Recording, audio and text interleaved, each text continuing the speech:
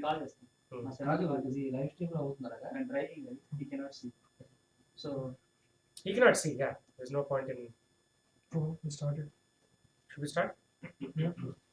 Om Ajnanatimirandasya Jnananjanashalakaya Chakshurunmilitam Yena Tasmai Shri Gurave Namaha Shri Chaitanya Manobhistam Sthapitam Yena Bhutale Swayam Rupa Kada Mayam Dadati Swapadantikam Vandeham Shri Gurun Shri Yudapadakamalam Shri Gurun Vaishnavamscha Shri Rupam Sagrajatam Sagana Raghunathanvitam Tam Sajivam Sadvaitam Savadutam Parijana Sahitam Shri Krishna Chaitanya Devam Shri Radha Krishna Padan Sagana Shri Dutta Vishakanvitam Sha Hare Krishna Karuna Sindho Dinabandho Jagatpate Gopesha Gopika Kanta Radha Kanta Namostute Tapta Kanchana Gaurangi Radhe Vrindavaneshwari Vrishabhanusute Devi Pranamami Haripriye Vanchakalpa Tarubhyasya Kripa Sindhubhya Evacha Patitanam Pavanebhyo Vaishnavebhyo Namo Namaha Hare Krishna Krishna Krishna Hare Hare Hare Rama Rama Rama Hare Hare. Thank you everybody for giving me this opportunity to speak. Seek your blessings so that we may serve Srila Prabhupada. So today we are covering Canto 3, Chapter 2, verses 1 to 24 from the Srimad Bhagavatam. So this is based on the knowledge given to us by Srila Prabhupada, for which we are ever indebted to him. So the context is, the Suta Goswami is narrating the Srimad Bhagavatam and is reciting how Parikshit Maharaj was being delivered this knowledge by Sukdev Goswami. So Lord Krishna here is protecting Parikshit Maharaj in the womb. He basically, after the Brahmastra hits Parikshit Maharaj, he is revived again by the Lord in the womb. And Maharaj Parikshit, once he grows up, he goes on a hunting trip and puts a snake around a sage, and the son of the sage, Shringi, curses him, and then so on and so forth. There's a lot of information there, and finally he sees the personality of Kali punishing a cow and a bull, and he tries to find out what's happening there. So this is mostly contextual. And now let's come to the theme of today's lecture. There are two things that we will discuss today: the characteristics of Uddhava and how Uddhava laments at the separation of the Lord, Krishna, and describes the characteristics of the Lord, the dealings of the Lord, and the mercy of the Lord. So remember these three things: the characteristics of the Lord, the dealings of the Lord, and the mercy of the Lord. So here are some verses. Initially we will discuss just verses step by step, and later on we will go through the discussion given by Srila Prabhupada. So in verse 321, Sukdev Goswami says, when the great devotee Uddhav was asked by Vidur to speak on the messages of the dearest Lord Krishna, Uddhav was unable to answer immediately due to excessive anxiety and remembrance of the Lord. So when somebody asks you something which is emotional, it is very difficult to communicate. In the same way here, Uddhav is finding it difficult to communicate because he is overwhelmed with the remembrance of the Lord. He was the one who, even in his childhood at the age of 5 years, was so absorbed in the service of Lord Krishna that when he was called by his mother for his morning breakfast, he did not wish to have it. Uddhav thus served the Lord continually from childhood, and in his old age, that attitude of service never slackened. Just like the military, right? They train you how to jump through trenches, how to carry water, how to carry this and that equipment. So at the time of war, that's all remembered. In the same way, here, due to his training that he received from his childhood and his practice, that attitude of service never slackened. As soon as he was asked about the message of the Lord, he at once remembered all about him. So the moment somebody says Krishna, we should immediately think about Krishna, his glories, his pastimes, and everything else. For a moment he remained dead silent. Uddhav remained dead silent, and his body did not move. He became absorbed in the nectar of remembering the Lord's lotus feet in devotional ecstasy. And he appeared to be going increasingly deeper into that ecstasy. So when we are asked about Krishna, we should think about him and we should contemplate on his messages, his pastimes, his activities, his glories, so on. It was so observed by Vidur that Uddhav had all the transcendental bodily changes due to total ecstasy, and he was trying to wipe away tears of separation from his eyes. Thus, Vidur could understand that Uddhav had completely assimilated extensive love for God.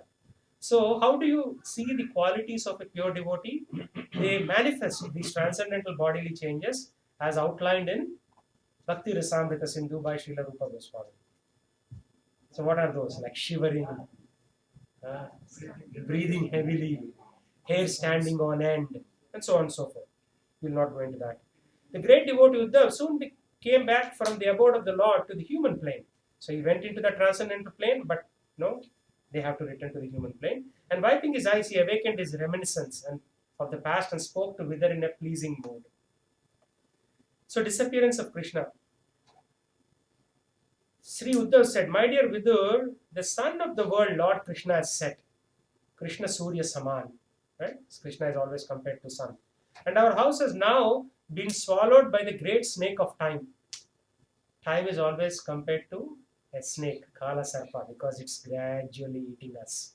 And then finally, we leave this body. What can I say to you about our welfare? So it's a rhetorical question. This universe with all its planets is most unfortunate, and even more unfortunate are the members of the Yadu dynasty. Because they could not identify Lord Hari as the personality of Godhead any more than fish could identify the moon. The Yadus were all experienced devotees, learned and expert in psychic study. Over and above this, they were always with the Lord in all kinds of relaxations, and still they were only able to know Him as the one Supreme who dwells everywhere. So, even when they are relaxed or when they are doing any kind of activities, the Yadus were always able to remember the Lord. So, that's a sign of how we need to remember always about the Lord. Under no circumstances can the words of persons bewildered by illusory energy of the Lord deviate the intelligence of those who are completely surrendered souls. So, sign of our surrender is somebody comes and tells us something contrary to what scriptures say. So, we should not be swayed even a little bit. If we are swayed, means there is some anartha remaining in us that is basically dragging us back into the material pool. It happens. When somebody presents a very strong argument, even if a little doubt comes in our mind, means our fixation in devotional service is not complete. So then the remaining part talks about dealings with Krishna. So Lord Sri Krishna manifested his eternal form between vision of all those on the earth, performed his disappearance by removing his form from the sight of those who are unable to see him. Remember, here it is said, removed his form. He did not remove himself. How is he present now? Through Srimad Bhagavatam. So he removed his form, but his name is still here and his glories are still here through Srimad Bhagavatam. The Lord appeared in the mortal world by his internal potency Yoga Maya. He came in his eternal form, which is just suitable for his pastimes. These pastimes are wonderful for everyone, even for those proud of their own opulence, including the Lord himself in his form of Lord of Vaikuntha. So, the Lord of Vaikuntha, Narayana, takes a lot of pleasure in hearing about Krishna's pastime. So when he hears, oh, the gopis are going this way, this is how Krishna is teasing them, he takes great pleasure, even though they are non-different. All the demigods of the upper, lower and middle planetary, universal planetary systems assembled at the altar of Rajasuya sacrifice performed by Maharaj Yudhishthira. After seeing the beautiful bodily features of Lord Krishna, they all contemplated that he was ultimate dexterous creation of Brahma, the creator of human beings. So, all the demigods come whenever sacrifices are performed when Lord Vishnu is invoked. But here, Lord Krishna is personally present. So, how can demigods stay away? Yeah. Dexterous means skillful creation. Skillful creation. So, the Montessori school tries to inculcate the dexterous activity, right? The fingers and this and that. That's what they claim. So that's where this thing comes from. Ambidextrous is skillful with both hands. Ambidextrous. And omnidextrous means you are dexterous with everything, like that. What is that? Omnidextrous means with everything. So omni is everything, right? So these are all Greek and Latin words juxtaposed with each other. But Sanskritam is the best because it gives the most clear understanding. Damsels of Vraja, after pastimes of laughter, humor, and exchanges of glances, were anguished when Krishna left them. They used to follow him with their eyes, and thus they sat down with stunned intelligence and could not finish their household duties. So they were in a daze. Where is my Krishna? Then finally, the qualities of Krishna. The all-compassionate controller of both spiritual and material creations is unborn. But when there is friction between his peaceful devotees and persons in the material modes of nature, he takes birth just like fire, accompanied by Mahat Tattva. Very important point here. Why does he come? When there is friction between his peaceful devotees and material mode impacted persons. He doesn't say demons. So even people who are impacted by material modes, when they try to cause some trouble to devotees, the Lord appears. Holy sense is representative. When I think of Lord Krishna, how he was born in the prison house of Vasudeva, although he is unborn, now he went away from his father's protection to Vraja and lived there incognito out of fear of the enemy. And how, although unlimitedly powerful, he fled from Mathura in fear. So this is Rancho, right? Rancho Raya. There are so many stories where Lord prefers to run away along with Balram and gives the impression that he is normal, but is doing that so as to increase the pleasure of the devotees. Lord Krishna begged pardon from his parents for their inability to serve their feet due to being away from the home because of great fear of Kamsa. He said, "Oh mother, oh father, please excuse us for this inability. All this behavior of the Lord gives me pain at heart." See? So this is when the Lord's separation is felt, we feel the pain in the heart. And that pain, Viparam Lamba Bhava, is better than physical presence, as they say in the scriptures. Of course, whether we feel it or not, maybe we'll feel it someday. Right now, we don't feel it. Who, after smelling the dust of his lotus feet even once, could ever forget it? Simply by expanding the leaves of his eyebrows, Krishna has given the death blow to those who were burning the earth. So, outskirts of Vrindavan, when we went there, we went to a place where, Ramanreti or some place like that, where people roll in the sand. It is said that Lord Krishna and Balram played in the sand. So people go and literally roll in the sand because the dust of the lotus feet of the Lord is there. Just to remember that pastime. You read that? Radha? Yeah, I think I was there. So now, feelings of separation. So you see the theme, how it is growing. Is describing the qualities of the devotee, describing the qualities of the Lord, and then finally coming to the feelings of separation. So here it's, the discussion is going on. You have personally seen how King of Chedi, Shishupal, achieved success in yoga practice. So apparently Shishupal was a yogic guy. Although he hated Lord Krishna, even the actual yogis aspire after such success with great interest by performance of their various practices. So the people who are in the material modes can sometimes be yogis too, as Shishupal was. Shishupal was covered, at the same time he was a yogic personality. And he had envy towards the Lord. And here is again a question. Who can tolerate a separation from that Lord who gave that all-merciful disposition towards Shishupal?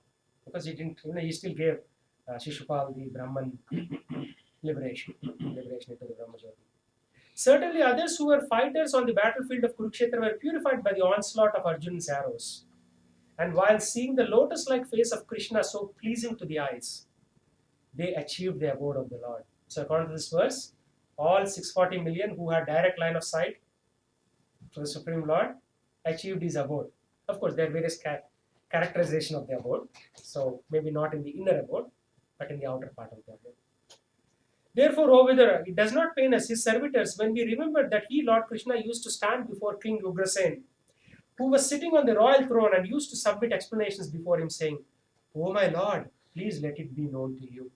So they are recollecting the pastimes of Lord in the court of King Ugrasen. Why are all these things given in Srimad Bhagavatam? So that we can also remember all those pastimes. Janma karma cha me divyam Yoam yoveti tatpataha. Tattva dehat punarjanma naitayet mami arjuna. So that we can remember and we can go back. So what is Lord's mercy? Finally, we are talking about the concept of mercy. Alas, how shall I take shelter of one more merciful than he who granted the position of mother to the she-demon Putana, although she was unfaithful, and she prepared deadly poison to be sucked from her breast. What is the concept of unfaithfulness here?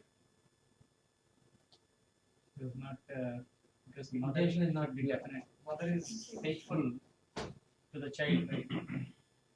She didn't perform the motherly duty as a faith.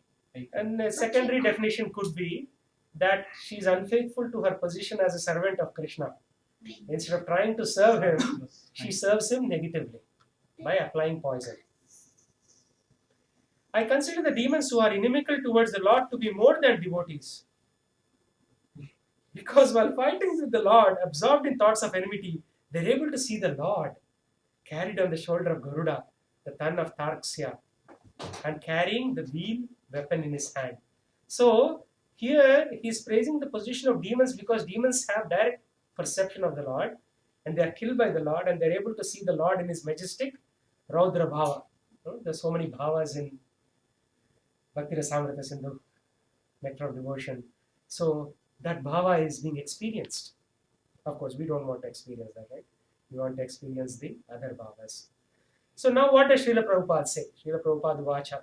Is the purports, various purports. I have not categorized them, I have just assembled them. Uddhava was a natural devotee or a Nitya Siddha. Human life is meant for reviving one's eternal relationship with the Lord. And everything you do should be able to reinstate that eternal relationship to the Lord. Swichinam Srimatam Gehe Yogo Brashto Bijayate. So Radhakrishna Prabhu quotes this verse so many times in our Bhakti Bhagavatam class. Because even the fallen devotee gets an opportunity to take birth in the family of well-situated Brahmana or in a rich, well-to-do mercantile family or in a rich, well-to-do country like we are in. So we have done something little bit and majority is mercy of Prabhupada and we have come to a fairly wealthy situation where we can pursue devotional service. Now if we complain that we cannot do devotional service, again, Suchinam Srimatam Gehe. Down the cycle. No, we'll be again given a chance, which means Punarapi Maranam, Punarapi Janam. By the grace of the Lord, Prabhupada is saying, we were given the same opportunity to remember Krishna by our parents. This is one of the few places where Prabhupada talks about himself in the Srimad Bhagavatam, mostly talks about other devotees. And the beginning of our life was based on this principle. His father gave him Jagannath Rath Yatra card. His father bought him dolls, as you can see in Srila Prabhupada Lilamrita. Transcendental service to Lord is not mundane. Service attitude of devotee gradually increases and never be slackened. So the progress, our progress is measured by whether our tendency to do devotional service is increasing, staying normal or slackening. So according to Prabhupada, service attitude of a devotee never slackens. As soon as Uddhava was questioned by Vidura about Lord Krishna, he at once remembered about the Lord and forgot himself on the material plane. On the inquiry by Vidura about Krishna, Uddhava appeared to be awakened from the slumber. He appeared to regret that he had forgotten the lotus feet of the Lord. So feelings of ecstasy are displayed by highly advanced devotees of the Lord, but we should not imitate them. Otherwise, actually if you imitate, it is condemned by the scriptures if you imitate anything like that. There are 8 kinds of transcendental changes that we were trying to talk about earlier. Tears, shivering, perspiration, restlessness, throbbing, choking of the throat. Our restlessness is mostly around when we are in the car, in the road, and when the traffic is not moving. That restlessness is not being referred to here. It is restlessness in having direct perception of the Lord. Ecstatic bodily changes are manifested from the spiritual plane and are not artificial expressions developed by practice. So you cannot say every day, like some people do, sahajiyas do. They pretend and they pretend to swoon and fall on the ground, and not recommended. There are 3 different stages of development. The first stage is that of following the regulative principles prescribed in the codes of devotional service, also known as sadhana bhakti. Second stage is that of assimilation and realization of the steady condition of devotional service, sthai stage. Last stage is ecstasy, symptomized by transcendental bodily expression. Even if you are getting these symptoms, it is recommended that we control them. Of course, we are not getting them now. At some point, even if we get them, because we don't want to look like Sahajiyas, we want to keep that ecstasy internal and be on the normal plane and continue with our preaching activity. What are these 3 stages? Are there any specific? I've never heard of like 3. This is mentioned in the Prabhupada by Srila Prabhupada. Okay. So the 9 are there, Yeah. and then what Srila Prabhupada does is he takes the elements of nectar of devotion and he categorizes them into these 3 in the purport. The pure devotee lives constantly in the abode of Supreme Lord. So even though physically here, right, the pure devotee is always in the abode of Supreme Lord. The pure devotee is not on a bodily plane. Since he is absorbed in the transcendental thought of the Supreme, he is never on the bodily platform. When Uddhav wanted to speak to Vidur, he came down from the abode of the Lord Dwarka to the material plane. To answer questions, these pure devotees come to the material plane. Otherwise, they are constantly absorbed in that platform, according to Srila Prabhupada. The living entities all over the universes are enjoying the effects of their respective fruitive results of their own work, life after life. So there is no point in being envious of anybody. Life after life, what somebody gets is directly a result of their past karma. Just be neutral to any situation. Try to be neutral. Practice to be neutral. Out of all of them, some of them may be influenced by association of pure devotees and thus get a chance to execute devotional service. So we are the fortunate few who got this opportunity to do it. As the creeper takes shelter of another stronger tree, similarly the creeper of devotional service, nourished by the devotee, takes shelter of the lotus feet of the Lord and becomes fixed. So just like a creeper goes around a banyan tree, our Bhakti Lata should take the shelter of the feet of the Lord, wrap around the feet of the Lord and take full shelter of him. So Krishna Surya Saman. Comparison of Krishna to sun is very appropriate. As soon as the sun sets, darkness appears. But the darkness experienced by the common man does not affect the sun itself, either at the time of sunrise or sunset. So, sun is appearing in innumerable universes. Somewhere it is sunset, somewhere it is sunrise. Somewhere it is dawn, somewhere it is dusk. Somewhere it is midday, somewhere it is midnight.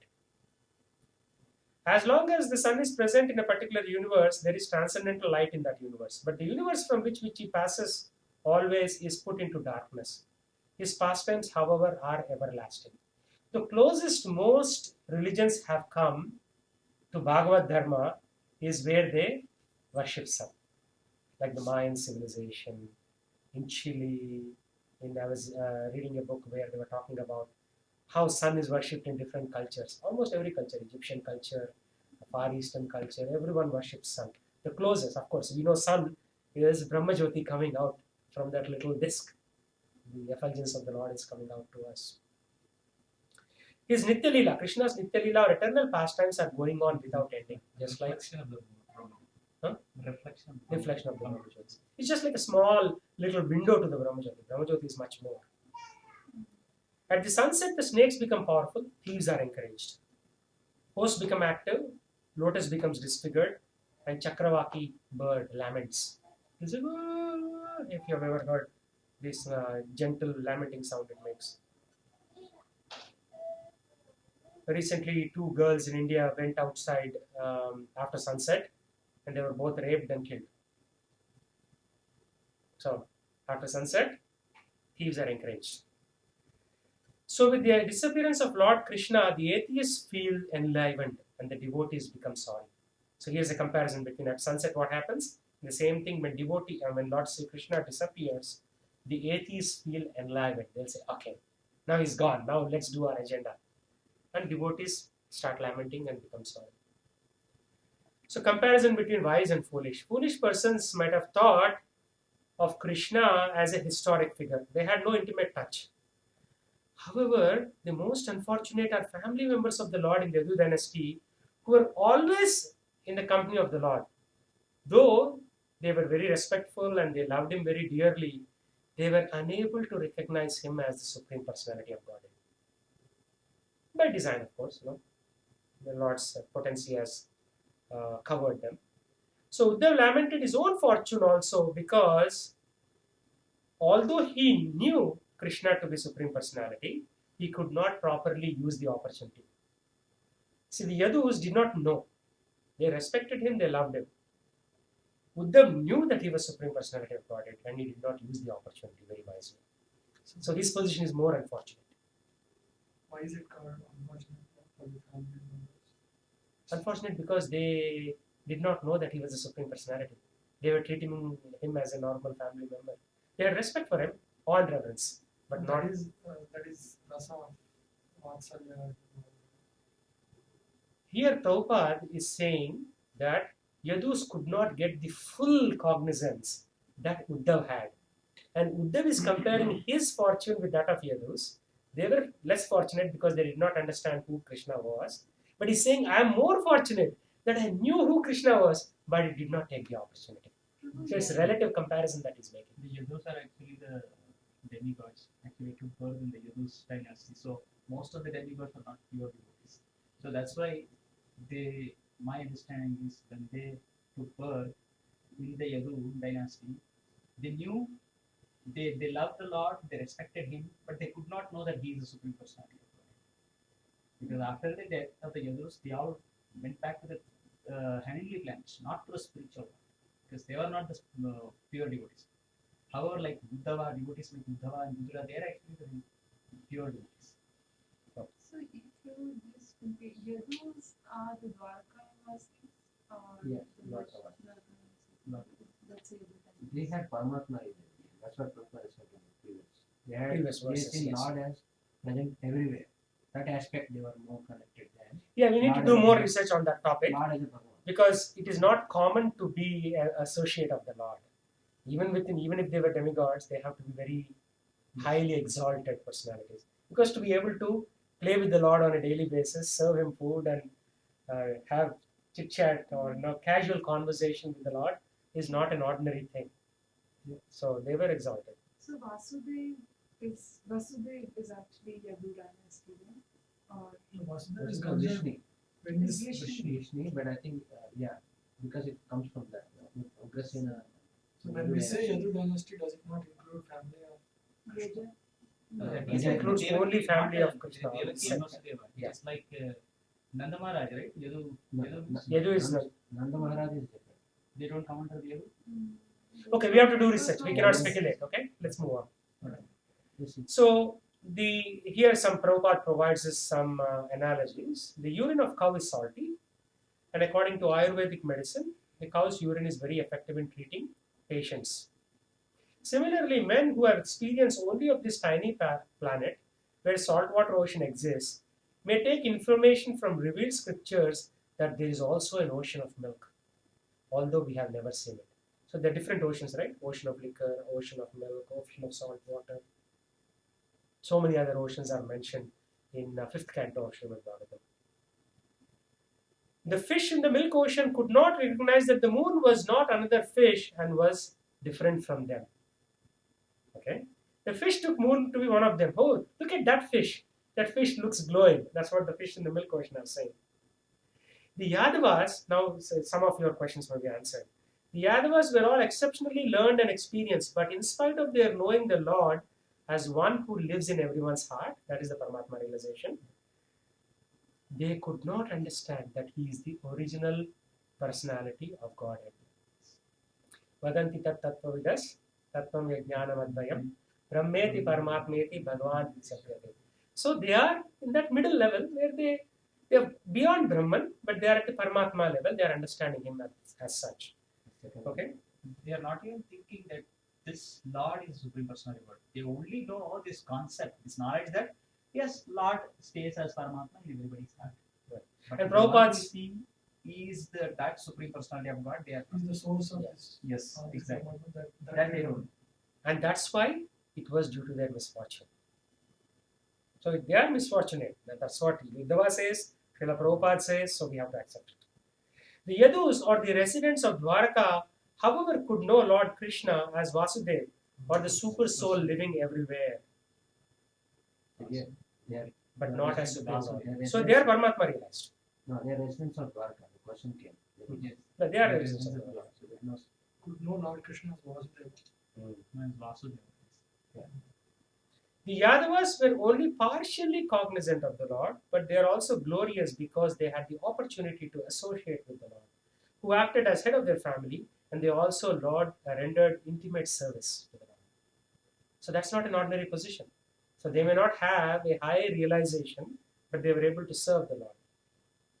Why people do not recognize Krishna? Because- the previous statement. Can you go back? Yeah. The Yadus or the residents of Dwarka, however, could know Lord Krishna as Vasudeva or the super soul living everywhere, Paramatma. but Paramatma not the realization. Supreme Lord. Yeah.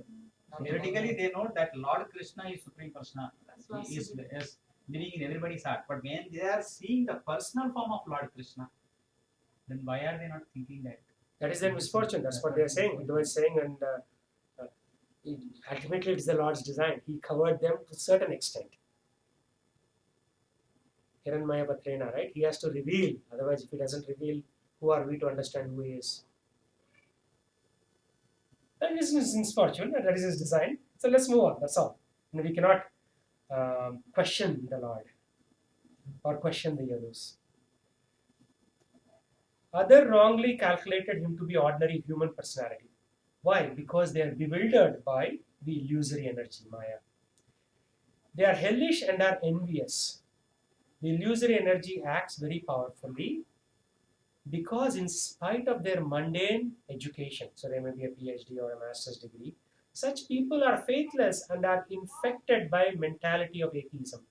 So, this concept of atheism, once you get that infection, you have to cure it. If you don't cure it, that will continue. We were all, at some point, infected by that, and slowly we are trying to cure it. Very eager to establish that Lord Krishna was an ordinary man who was killed by a hunter due to his many impious acts. So they say, these atheists say, that Krishna was not very pious, So they plotted to kill the sons of Dhritarashtra. How they killed Jarasandha, they'll quote some examples here and there. So they say Krishna is not impious. Therefore, look, even an ordinary hunter could kill him. So, because of their atheistic mentality. Such persons have no faith in the statement of Bhagavad Gita that the Lord is not affected by reactions of work. Namam karmani limpanti. Which chapter is this in? 6 or 7?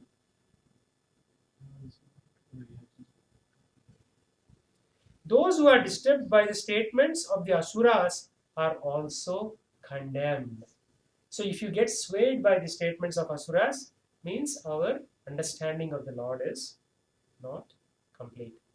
All these blasphemies do not touch the heart of the devotees of the Lord because they know perfectly well what is what. So if we claim ourselves to be devotees, we should understand that we will not be swayed by any other arguments, material or atheistic. So what is happiness and what is piety? Everybody is trying to satisfy their senses in various ways, but have failed to do so because it is impossible to be satisfied by such efforts. If one takes fish out of the water, can the fish be happy or survive? No. In the same way, when the soul is put in the material condition, it can never be happy regardless of the amount of efforts we make. We can only be happy in the association of the Supreme Living Being, the personality of Godhead. In the transcendental world, there is unlimited arrangement for unlimited pleasure of the living entities. So we are going after only little pleasure, right? Somebody may want to watch a movie. Even in the mode of goodness, somebody may want to do some pious activity. I think that that is all it is. But in the spiritual world, there is unlimited happiness. Therefore, why settle for less? The entire Vedic way of ritualistic performances is to put the conditioned soul on the path of piety. So people in the mode of goodness are doing good things because they are doing these Vedic ritualistic activities that will put us on the path of piety, but we should not stop there. We should move forward. by strict adherence of the principles, prescribed principles for the orders of social life, the Varnashrama Dharma, can attain the qualities of truthfulness, control of mind, control of sense, forbearance, etc. Amanitvam, adambitvam, ahimsa, shanti, marjavam, and so on, right? The qualities are given in 13:21 to 24 or something like that. Be elevated to the plane of rendering pure devotional service to the Lord. So, this path of piety that we are on will elevate us to the pure devotional service. Right now, we are in a proxy devotional service. We do devotional service because Srila Prabhupada and our Guru is doing devotional service eternally. So, we are just holding on to them. Doesn't mean we will stop there. We should move on to the platform of coming to pure devotional service. Only by such a transcendental vision are one's material hankerings fully satisfied. So if we have hankering like, oh, should I get promoted by at work or something like that, that's all material hankering. Once we develop the transcendental vision, then we will be able to reduce or eliminate the material hankering. The Lord left in his own body. He did not leave his body as generally misunderstood by conditioned souls. So Lord goes in his Satchidananda Vigraha. Lord appeared in order to release the world from undue burden. He appeared in a manner suitable for his pastimes. Lord Krishna, when he was in human society, excelled at all these various, opulences. Aishwarya, Virya, Samagrasya, so on, so Yashasya, Sriyor. Pastimes of Lord are always current in some universe. In Vaikuntha Loka, Lord is merciful towards the liberated or Nityamukha living entities. In the mortal world, he is merciful even to the fallen souls. His pastimes are wonderful even for other incarnations. So when Lord Krishna comes, Varaha, Vamana, everybody is excited. Oh, Ete Chamsa Kala Pumsha Krishnastu Bhagavan Swayam. They're all excited. They form a line and they're watching the Lord. His opulence were so super excellent that his pastimes are adored even by the Lord of Vaikuntha, Narayana. Even lotus flower and moon are defeated by the beauty of the Lord. The damsels of Braja are very attracted to him. And they have an affection greater than the affection of Brahma and Shiva even. So Lord finally admitted his defeat. He says, you gopis, I can never repay the debt that you have. For the love you have showed me, I can never repay your debt. And what to speak of these mundane exchanges of a boy and girl in this material world. And it is said that Lord Krishna never personally goes beyond the boundary of Vrindavan. He is always in that Vrindavan. And his various potencies go to Vaikuntha, Dwarka and so on. So our qualities are peacefulness, no hankering for material possessions, and then we are in that transcendental loving service of the Lord such that we do not mind what happens to us. We only want to serve the Lord. And then here's a little bit of comparison. The karmis, jnanis and yogis have particular mentalities and modes of nature. So they are still stuck in the three modes of material nature. They sometimes harass the devotees of the Lord. And when friction takes place, the Lord descends. Yada yada hi dharmasya. The Mahat Amsha Yukta indicates that he is accompanied by Purushas who create the Mahat Tattva. So whenever he descends, all the Purusha Avtaras also coming. Lord Krishna appeared just like electricity when there was friction between Kamsa and his parents, grandparents and so on. So-called grandparents, right? Because the Lord is unborn. He satisfied the inhabitants of the places surrounding Mathura. Just like, here's an analogy, sun enlivens the lotus flower. So in the same way, when Krishna came, everybody was enlivened. Even the pure devotees like Uddhava are bewildered by the behavior of the Lord. When a father plays with the son, right, the father always loses. The son always wins. Because father lets the son win. So, a pure devotee knows well how it is possible for Lord to accommodate and adjust opposite points of view. It appears Krishna and Balram were greatly afraid of Kamsa, that they had to hide themselves. That counts contradictory, right? Supreme Lord hiding. So since Krishna is Supreme Lord, is never afraid of Kamsa. But to please his father, He pretended that he was afraid of Kamsa. And the Lord actually laments for the non-devotee. He says, what are these souls? Why are they not following my instructions? Out of great love for Krishna, Vasudeva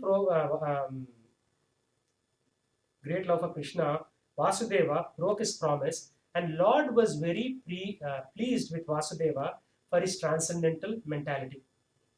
Just to test the intense love of Vasudeva, Lord Krishna fell into the water of Yamuna. When Krishna fell down, Vasudeva was in total confusion. He takes the baby and puts him back. So Lord does whatever he does it to set an example. Whether as a father, as an obedient son, how he is merciful to even the demons, he is setting an example. So there are different categories and destinations that Srila Prabhupada says. Where does a pure devotee give? What happened to the warriors on the other side of the battlefield? What happened to Shishupal? And what happened to others who were neutral? So there are Prabhupada gives some numeric comparison. He is a supreme Lord of three worlds. He has he has generated the three qualities of material nature. There are three Purushas, the Karnodaksha, Garbhodaksha, and Kshirodaksha Vishnus. And then he is the Lord of three potencies, the Chit Shakti, the Maya Shakti, and the Tatastha Shakti. And he has 6 kinds of fortune, as outlined by Parashara Muni. So the mercy of the Lord is again outlined here. Gentle behavior towards his father, grandfather, his peers, and so on. Merciful behavior towards Putana, and even merciful devotees towards the demoniac atheist people. So that is all we have for today. References, various lectures from various people. Srila Prabhupada ki jai. Questions? If I can answer, or we can open it for discussion.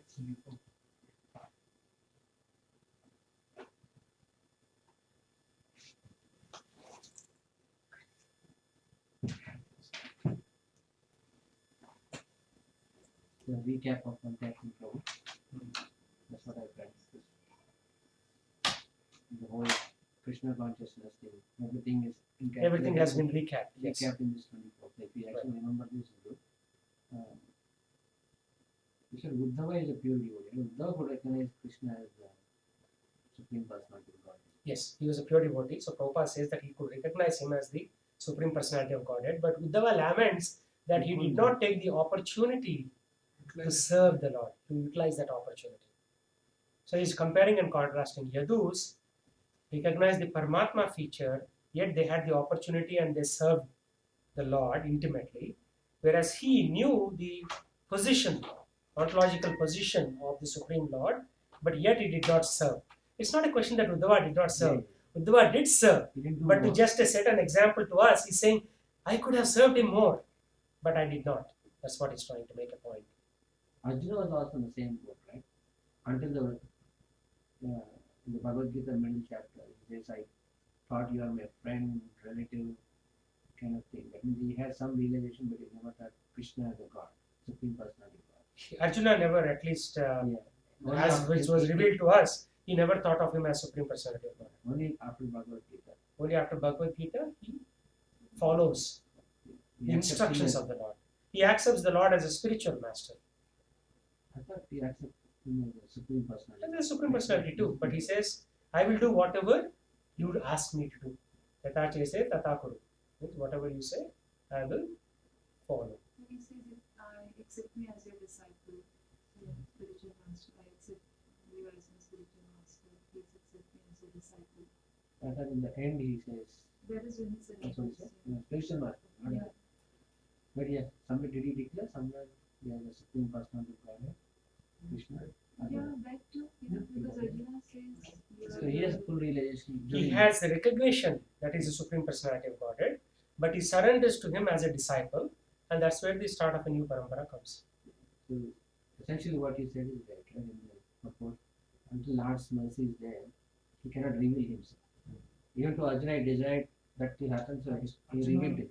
Arjuna is eternal associate. He was temporarily put in that state so that we all can hear. And then Lord revealed to the extent. Even amongst his pure devotees, doesn't appear, he reveals at the same level. Different pure devotees, he reveals different degrees because he's unlimited. He reveals he reveals only to the extent of his desire to reveal. So another thing is the story what Prabhupada mentions that the hunter actually killed Krishna kind of. Is it there in Mahabharata or is it just a speculation? What is it? How does it say in Mahabharata? In Mahabharata, it is said that an ordinary hunter shoots an arrow. Okay. As far as I know, understand. It's just one way of exiting this world. And actually, I think Prabhu clarified was that it's just a show for atheists. Oh, Lord Krishna, for them some clue, for the atheists that Lord Krishna just left like that because of a hunter's arrow. Because he wants to cover the atheist the highest, right?